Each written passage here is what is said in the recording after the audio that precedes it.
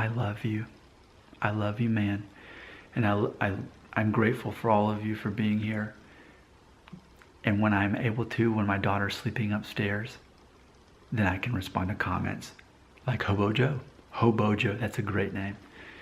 Here's what he said on my video. Hey, Bobby Bones, I knew you wouldn't go bald because ... I don't like it when my V-neck shows. That bothers me. Quote, I have Norwood too, meaning it's the kind of the V shape a little bit. Age 26. Always been told by haircut people I have a thick head of hair. I can grow a thick, long beard, but I don't have much chest, arm, or pit hair. Seems like one side of my hairline is receding more than the other. I think stress and smoking more cigarettes and having my first baby speed up the process. Question mark. I think this is a very intelligent comment, and I think it's in congruence with the kind of stuff I talk about here. So let's unpack this. Hobo Joe, here's what I've got to say to you. Based on this information alone, here's what I'm going to predict. You're not going to be like me. I'm going to predict that you are going to be able to keep most of your hair most of your life. You're going to be age 35 and still be Norwood too, and not have the fate of me of being balded and bearded when you're 40 or 50. Here's why I'm saying that.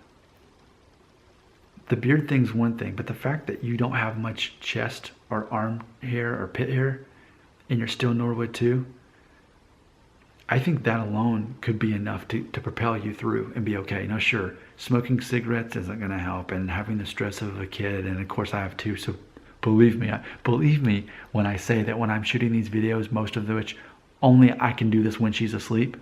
Yeah, I know. And the days, like just 2 days ago, she woke up at 4 a.m. Guess what? I had to wake up at 4 a.m. That was yesterday for me. So yeah, I know how it is. Based on what you're saying, I think there's a good chance you're going to be able to keep your Norwood too. But you know what I'm going to say. Let's look at that photo of yourself at 1 year old. Let's look at that hairline. Let's check that out. That's gonna probably be a projection of you at 35 in 9 years. So you're probably going to be okay, but until we look at that photo of yourself at age 1, because that's the projection of your hairline at age 35. Not for all men, but for many. And the beard thing, it ultimately comes down to this. I don't care about your beard now. I care about your beard 10 years ago when you were 16 or 17. You know, if you didn't have a beard that looked something like this when you were that age 10 years ago, then that's another sign that you're going to be okay. But keep in mind, my beard, it was pretty much like this, you know, for me, actually now 20 years ago. I'm 36, so age 16 was 20 years ago, and this was pretty much my beard. So based on what I'm seeing here, it looks like you're going to be okay. But again, check out the 1 year old photo. Look at your hairline. Imagine yourself as a 35-year-old.